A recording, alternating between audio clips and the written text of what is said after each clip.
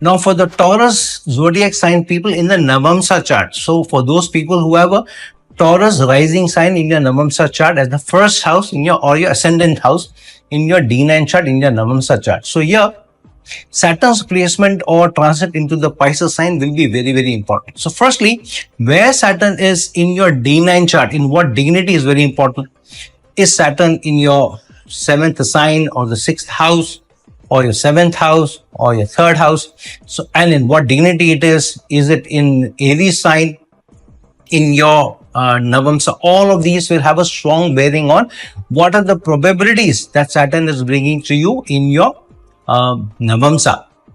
Now, what is also important is that you need to keep in mind that Saturn's placement in the Pisces sign will also create its influence or bring the influence of this houses and rules, which is the 9th house of long distance travel, spirituality, educational connection. So people who want to learn through connections, because the D9 chart is all about connections, partnerships. So those people who have using the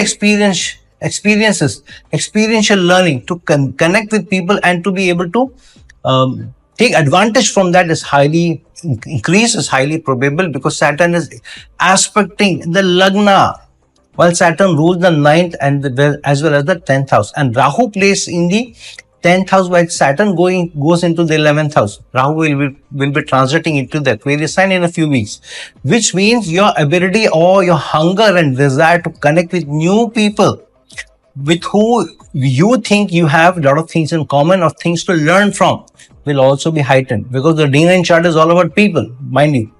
And Saturn's aspect on the Virgo sign and the 5th house, which means that your ability to be able to derive more results or better results from your speculative investments is also heightened. However, yeah, you may be able to get better results if you have made a speculative investments in a partnership. For example, if you have a partnership in a business, or you are in a relationship with somebody and you together are taking decisions about where to invest, then this will be a partnership oriented decision will bring better results for you and better gains for you.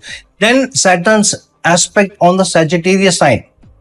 Saturn's aspect on the Sagittarius sign in the 6th house, where both Jupiter as well as Ketu are aspecting, will also bring its own results.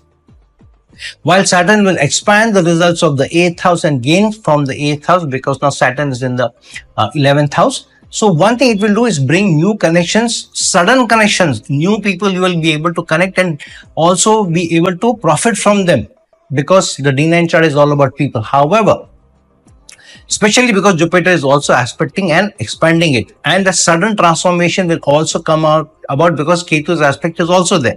However, what is important, while these will be sudden, these will be education oriented, and what have you learned, and these will also bring gains to you. But at the same time, as I said, Saturn's dignity in the D1 chart will also be very important. If Saturn is not very well placed in your D1 chart, then the ability of Saturn and the probability of Saturn in your D9 chart will be severely impacted. What kind of results you are getting. So keep in mind that dignity of Saturn in your D1 chart is very important, and how Saturn is placed in your D9 chart, which houses it rules. And keep in mind that the more you focus on relationship and connections, the better results Saturn will be giving you when Saturn transits in your Pisces sign in your D9 chart.